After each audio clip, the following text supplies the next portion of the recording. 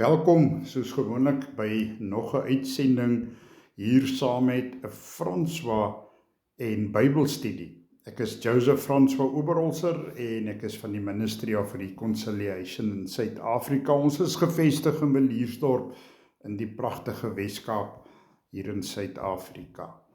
Ons is besig met 'n studie van die boeke van die Bybel. Ons het verlede week die boek Prediker behandel. Vandag kyk ons na 'n Hooglied. Dit reën baie lekker hier by ons tydens hierdie opname waarmee ek nou besig is. En dit het my laat dink aan die volgende, net voordat ons die boek Hooglied van nader bekyk. In die Bybel is reën 'n simbool van God se seën, guns en lewende krag, lewegewende krag. God beheer die reën. Hy gee dit op die regte tyd as belofte vir gehoorsaamheid en hy kan dit weerhou as straf of beproewing. Reën is seën en voorsiening. Vroeë en laat reëns. In Israel was die vroeë reën, herfs, nodig vir die saaityd en die laat reën, lengte, vir die rypwording van die oes. Dit wys op God se getroue voorsiening. Reën word vergelyk met God se woord wat lewe gee en die grond vrugbaar maak. Belangrike verhale oor reën. Elia, die profeet Elia het gebid en God het vir 3,5 jaar geen reën gestuur nie, weens die volk se sonde.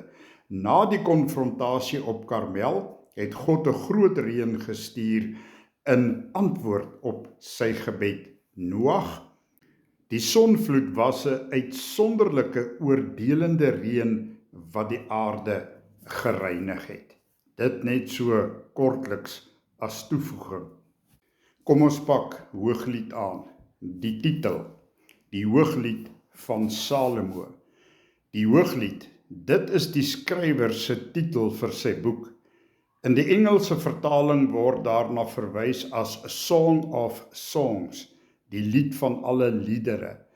Met ander woorde, die lied wat groter, wonderliker, heerliker as enige ander lied is.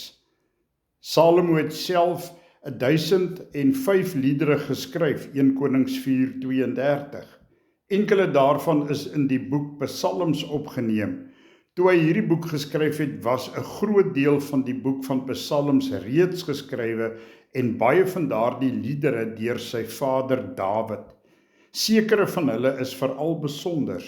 Hier dink ons byvoorbeeld aan Psalm 23 wat miskien die mees bekende en geliefde skrif in die ganse woord is. Psalm 22 wat handel oor Jesus se kruisiging. Psalm 103 waarin lof gebring word aan God die Almagtige. Bedoel Salomo dat Hooglied groter as al hierdie liedere is? Miskien net dat dit die grootste, die heerlikste van alles is wat hy tot op daardie oomblik deur God geïnspireer was om vir die mensdom op te teken. Die tema. Laat ons onsself dan die vraag afvra waarom hierdie lied so hoog deur skrywer en deur God aangeslaan word. Dit is omdat dit by uitstek die lied van die liefde is. En wat kan groter as liefde wees? God is liefde en sy liefde is waarskynlik die sentrale tema van die ganse woord.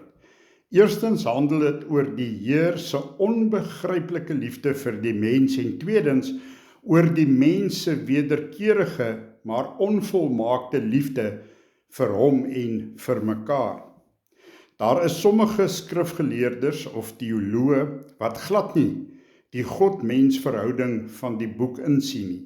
Hulle sê dit gaan bloot om die eksotiese liefdesverhouding tussen 'n jong man en 'n meisie.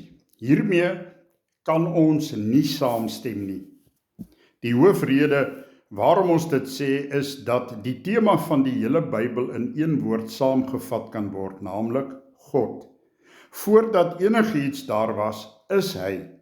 Hy was die begin van ons alles. God was daar, God het die mens geskape.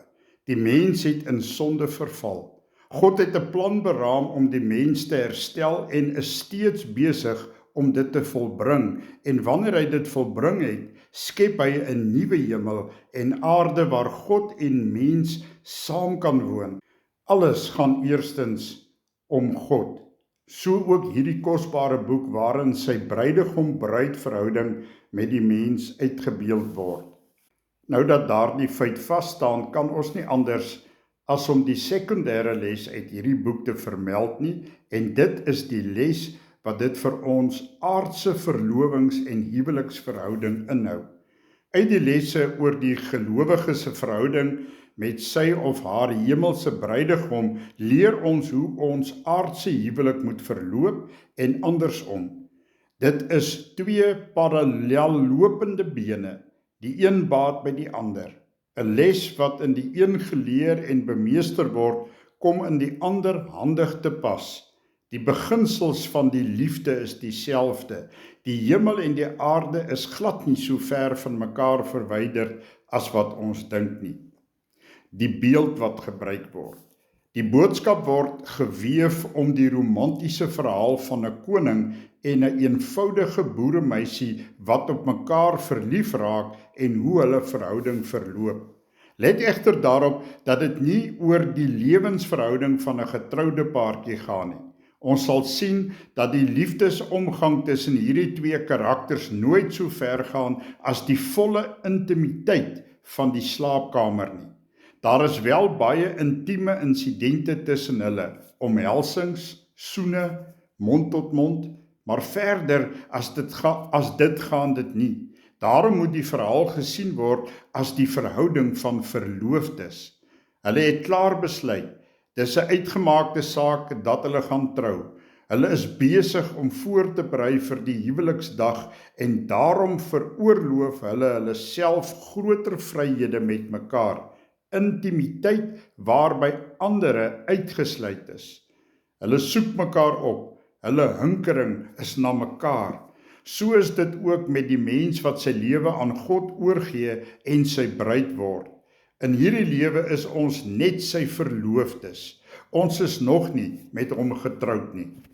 Ons huwelik sal eers op 'n baie latere stadium voltrek word.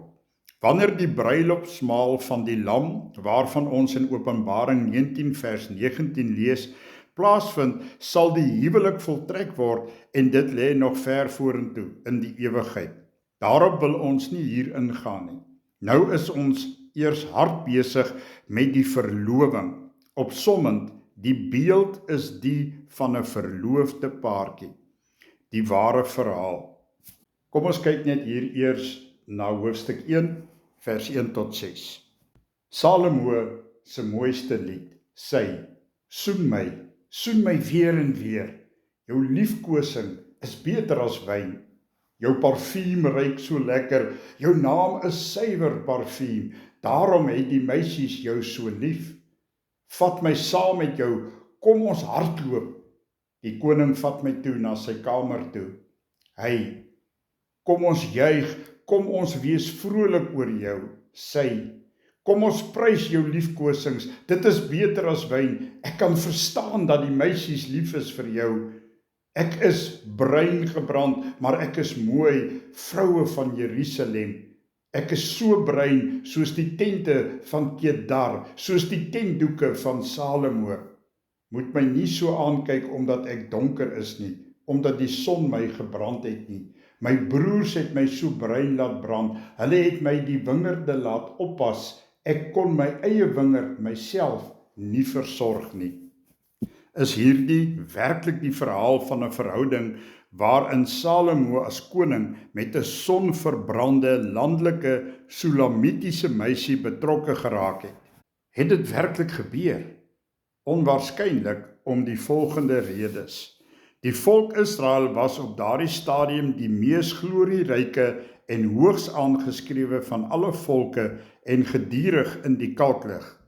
Tot in Ethiopië was Salomo se ryk en sy wysheid bekend en vandaar het hul koningin gekom om hom te ontmoet. Maar hy en sy volk was ook God se lig vir die nasies. Daarom moes hy hom waardig ooreenkomstig die wet van God gedra. In vroeë tye was dit 'n koning se aangestelde amptdraer wat onder die volk mooi meisies vir hom moes uitsoek. So 'n meisie is dan vir 'n jaar of 2 voorberei met allerhande skoonheidsmiddels en kosse en sekerlik ook afhangende van die tipe van koninkryk eties en gedragswyses voorberei om 'n waardige bruid vir die koning te wees. Dan eers het hulle as man en vrou bymekaar gekom. Daar was geen tussentydse kontak nie. Ook het die koning self geen rol gespeel in die voorbereiding van sy bruid nie. Daar was geen verloving nie. So was dit die gebruik van daardie tyd. Vergelyk ook Ester 2 vers 1 tot 4. Alhoewel konings van weleer hulle nie veel aan etiket gesteer het nie, is dit om gemelde redes onwaarskynlik dat Salomo in so 'n openlike, onaanvaarbare verhouding betrokke sou raak. Hy het tevens reeds 700 vroue, vorstinne en 300 byvroue gehad met wie hy homself kon vermaak. 1 Konings 11:13. Arme man, hy het 'n verskriklike klomp skoonmaas gehad. Ek wonder hoe het hy dit hanteer. Hy sou nie so 'n meisie in sy binnekamer ingebring, omhels en intiem met kusse van sy mond die hof gemaak het nie.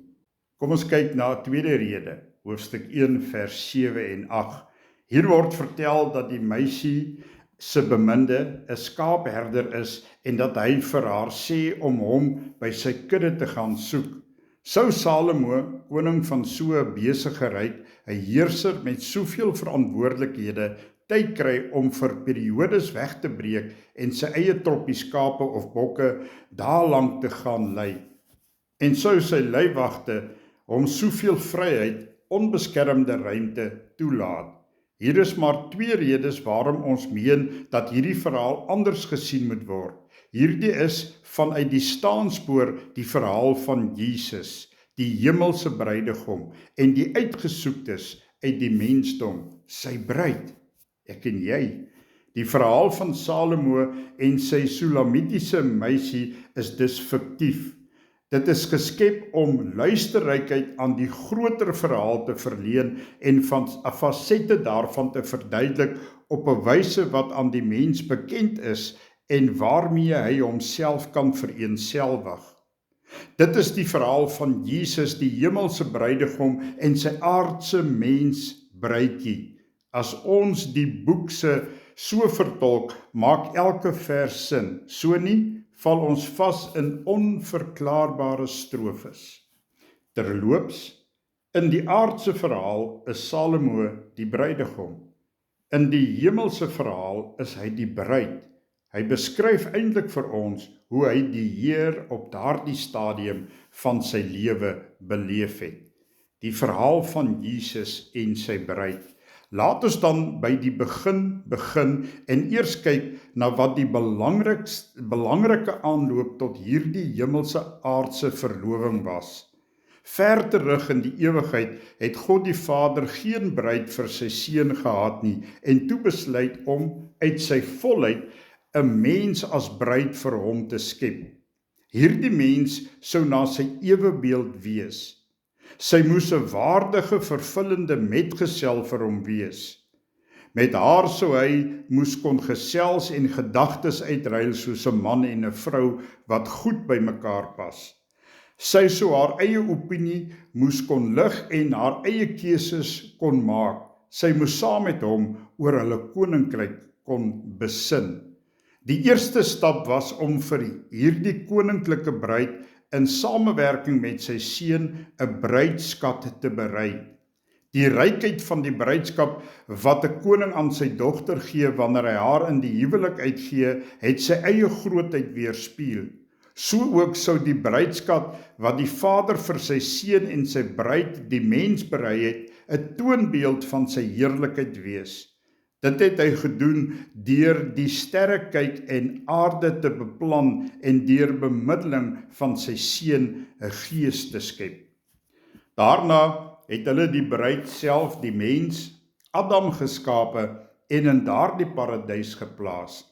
Jesus het alles deurgekyk en bevind dat dit gemeet aan goddelike standaard goed was. Later het hy die vrou geskape, soos wat die seun 'n aandeel in die skepping van sy bruid gehad het ook Adam deel gehad in die skepping van sy bruid, Eva, deurdat sy uit sy ribbebeen geskape was. Uiteindelik was Christus se bruid voltooi. Met groot genot kon Jesus en sy bruid hul koninkryk in besit neem. Sy, Adam, Eva, het haar bruidskat geniet, van die vrugte besigtig, versamel en geëet, die diere bestudeer en vir hulle name bedink waarmee die bruidegom van harte akkoord gegaan het. Sy bruid was nie net asemrowend mooi nie, maar ook skerp en briljant. Ook het hulle hom geniet en in die aandskemering sommer net lekker met hom sit en gesels. Alles het so pragtig verloop. Hy het haar volkomendlik vertrou en die dag tot dag bestuur van die paradys net so aan haar oorgelaat om te bewerk en te bewaak. Daar was geen konflik tussen hulle nie. Tewens, daar was geen rede vir konflik nie. Jesus het nie nodig gehad om vir Adam te sê hy moet 'n bietjie oplet hierna of daarna nie. Hy en Eva het die bruidegom ook as volmaak gesien. Hierdie eerste verhouding tussen bruid en bruidegom was in elke opsig volmaak. Dit was loutere genot. Dit kon nie beter nie. Geen verhouding is vandag naastenby so ryk en vervullend as wat daardie een was nie. Maar daar was tog een kinkel in die kabel. Die bruid, Adam, Eva, was deur die bruidegom geskape en as bruid gekies, maar sy moes nog eers 'n geleentheid kry om self te kies of sy hom wel as haar bruidegom wou hê of nie, of sy haarself vir ewig aan sy sorg en besluite sou wou oorgee. So plant hy toe vir haar 'n boom van keuse in die tuin. Sy sou haar kruisie vir of teen hom trek deur 'n vrug van die boom te pluk en te eet vir 'n voldoende proeftydperk, nie te pluk en te eet nie. Hy het haar ook nie dopgehou, haar van die boom af weggehou nie, maar aan haarself oorgelaat. Sy moes vry wees om te kies. Voordat hulle kon trou, moes sy eers tot die punt kom om hom uit eie keuse, oortuiging en liefde as bruidegom te aanvaar. Die bruidegom se vyand, die duiwel, het egter van die toets te hore gekom en hierin sy kans gesien. Terwyl Eva die vrugte op 'n dag staan en bekyk, het hy skielik verskyn, vir haar vertel dat haar bruidegom besig was om haar te bedrieg en dat sy eerder na hom moet luister. Hy sou dan vir haar baie meer kon gee as wat sy toegehad het. Dit is soos 'n vreemde man, 'n buitestander, wat in 'n verloving inkom en vir die meisie kom wys maak dat hy baie beter is as die man aan wie sy haarself verloof het. Haar mislei met allerhande valse beloftes, en sy twyfel, en dan kom hierdie verskriklike breek, 'n vertrouensbreek, 'n liefdesbreek tussen bruidegom en bruid. So het dit ook in die paradys gebeur, die tragedie wat die gang van die eeue sou bepaal en bruidegom in diepe ellende sou dompel. Die oomblik toe Eva in die verborge vrug inbyt, het sy haar bruidegom verloon en haarself aan sy vyand verkoop. Haar man Adam het in haar voetspore gevolg. Toe, ineens het hulle oë oopgegaan en het hulle geweet dat hulle verkeerd gedoen het, maar dit was te laat. Hulle kon nie terugtreë nie. God die Vader kon nie anders as om vir sy seun te sê, my seun, my geliefde seun, volgens ons volmaakte wet, die wet van geregtigheid, moet jou bruid sterwe, moet hulle albei sterwe. Wat 'n tragedie, maar hier is die goeie nuus. So oneindig lief het die bruidegom sy bruid gehad, dat hy onmiddellik geantwoord het, Vader, ek sal in haar plek sterwe en haar skuld dra, sodat sy kan lewe. En haar liefde sal ek terugwen, want ek het haar lief met 'n ewige liefde. Met my dood aan 'n kruis sal ek aan haar bewys dat die aanklag teen my vals is. Daarmee sal ek bewys dat ek niks van haar teruggehou het nie, want geen groter liefde het iemand as dat hy sy lewe vir ander gee nie. Hierdie aanbod het die Vader aanvaar. So het die mens dan 'n tweede kans gekry om hom, die liefling van die hemel, as bruidegom te kies. Van daardie oomblik af is Jesus dag vir dag, eeu na eeu, besig om sy liefde en getrouheid aan die mens te bewys en homself aan elkeen op aarde as bruidegom aan te bied. Die boek Hooglied is dan ook die romantiese verhaal van so 'n bruidjie wat deur die hemelse bruidegom die hof gemaak word. Groepe in die mense see. Die enkele mens binne die ontsaglike poel van die mensdom staan in een van verskillende verhoudings tot God. Eerstens is daar die baie klein groepie, die ateïste, wat sê dat hulle glad nie in God glo nie. Dit is so jammer dat sommige hoogs intelligente wetenskaplikes hulself in hierdie groep bevind. Die tweede groep is die groot massa mense wat weet en bely dat daar 'n God is, maar hom op 'n afstand hou. Vaagweg is hulle bang vir hierdie God en maal dit in hulle gedagtes. Daar is 'n God, wat moet ek omtrent hom doen? Maar hulle kom nie daartoe om te besef dat alles wat geskape is aan hom behoort en dat ons eintlik soos 'n bywoner is wat op iemand anders se grond woon nie. Hulle reageer nie op die innerlike impuls om hierdie eienaar te soek en te vind nie. Hulle kom nie so ver om met hom te begin praat en te sê, Here, Skepper, ek is op u plek, op u aardbol wat u geskape het. Wie is u, dat ek u kan dien, dat ek my aan u kan oorgee, want alles behoort aan u. As ek nie ook aan u behoort nie, het ek geen plek of heenkome in die ganse heelal nie. Waarheen sal ek dan tog gaan? In hierdie groot massa is daar min wat tot hierdie punt van oorgawe kom. Jesus het gesê dat die pad breed en die poort wyd is wat na die verderf lei en dat daar baie is wat daarop wandel. Ook dat die pad smal en die poort nou is wat na die hemel lei en min daarop gevind word. Tog is daar die sulkes. Hulle begin om geestelik na hom te soek. In hulle harte is daar 'n begeerte om die eienaar van hierdie heelal persoonlik te ontmoet. Hy laat hulle 'n proeseltjie van sy liefde smaak. Dit laat hulle smag na meer, na hom, die gewer van hierdie heuningstroop. Hulle neem hom gretiglik aan, gee hulle self vir ewig aan hom oor. Hul gebed is dalk prevelend, onsamehangend. Dit kan in een woordjie saamgevat word, die woordjie ja. God verstaan die bedoeling van hulle harte. Hulle tree in geloof oor 'n lyn en die poort se hek klap agter hulle toe. Hulle behoort vir ewig aan hom en hy aan hulle. Op daardie stadium verstaan hulle waarskynlik nie eers dat dit die hemelse bruidegom was wat hulle agter die skerms deur die werking van die Heilige Gees die hof gemaak het nie. So ontstaan 'n derde groep, die groep van wedergeborenes, die ware kinders van God. Ja, die Heer vergelyk hierdie gebeurtenis met die aardse geboorte van 'n kind. Daar is 'n aanloop van verwagting, dan pyn, uiteindelik die geboorte, 'n baba huil, 'n nuwe wese is op aarde gebore. Vanaf sy geboortedag behoort daardie kind aan sy natuurlike ouers. Geestelik werk dit ook so. Wanneer ek my lewe onvoorwaardelik aan die Here oorgee, kom die Gees van God in my woon, van my besit neem. Ek word syne. Ek word gebore as God se geestelike kind. Hy neem my in sy arms, hy gee my 'n hemelse naam en prewel, jy is myne. Dit bevestig hy in sy woord. Daar staan geskrywe 1 Johannes 3 vers 1, kyk wat 'n groot liefde die Vader aan ons bewys het, dat ons kinders van God genoem word. Om hierdie rede ken die wêreld ons nie, omdat dit hom nie geken het nie.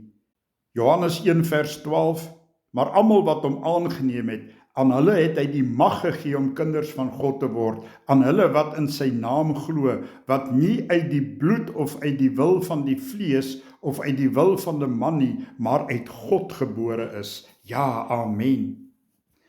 Fases in die kind van God se verhouding met hom.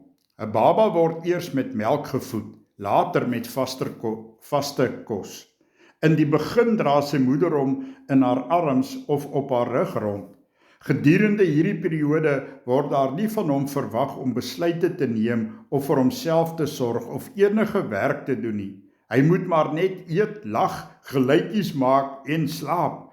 Die belangrikste gedurende hierdie periode is om die moeder te leer ken, haar te vertrou en sonder dat hy dit weet, ook lief te kry. So klein as wat hy is, weet hy presies wie sy ma is en sal hy nie sommer in 'n ander se arms tevrede wees nie. Ook ken hy haar stem uit tussen honderde ander. Dit is die bandsmee periode. So ook met die geestelike gebore baba van God. Hy moet eers sy geestelike ouer, die Here as ware van aangesig tot aangesig ontmoet, leer ken, leer vertrou en leer lief kry. Al gou egter begin die proses van onafhanklikheidswording. Jannie of Sannie begin kruip, opstaan, loop, praat, soet en stout wees, skool toe, lees en skryf, draaitjies om die tande, sport, hoërskool, tienerjare, matriekafskeid, universiteit of beroep, maar soek bruid en bruidegom. Dit is die weg van 'n gesonde kind. Die geestelike kind van God groei ook na volwassenheid. Die geestelike kind van God groei ook na volwassenheid. Let op hoe dat in die volgende vers van 3 fases van geestelike ontwikkeling gepraat word, naamlik kinders, jong manne en vaders. 1 Johannes 2:13. Ek skryf aan julle vaders, omdat julle hom ken wat van die begin af is. Ek skryf aan julle jong manne, omdat julle die bose oorwin het. Ek skryf aan julle kinders, omdat julle die Vader ken. Geestelike groei kom egter nie van self soos natuurlike groei nie. Die kind van God moet dit begeer en hom dag vir dag daarvoor beywer. Sommige doen dit nie en wanneer hulle sterf op 70 of 90, gaan hulle wel hemel toe, maar as geestelike kleutertjies. Andere groei, vir hulle kry hul Vader se koninkryk besondere betekenis. Ongeag in watter aardse beroep hulle ook al staan, werf hulle ook burgers, dit wil sê, maak hulle disippels, is hulle ook dikwels as soldate in geestelike oorlogvoering betrokke. In die geleese vers sien ons dan ook dat hierdie jong krygers in God se weermag, manne sowel as vroue, in hulle eie lewens sowel as in die samelewing, oorwinnings oor die magte van die bose behaal het. Hierdie is fase 2, 3, 4 of 5 in die wedergeborene se lewe. Miskien kan ons dit waag om te sê dat in hierdie fase die kind van God se verhouding meer met God, die Vader is. Sover met Hooglied vir hierdie uitsending. Ons het die tydjie so 'n bietjie opgeëet. Ons sal wel volgende week dan hiermee voortgaan, want Hooglied is 'n besonderse lewensverhaal van die liefde.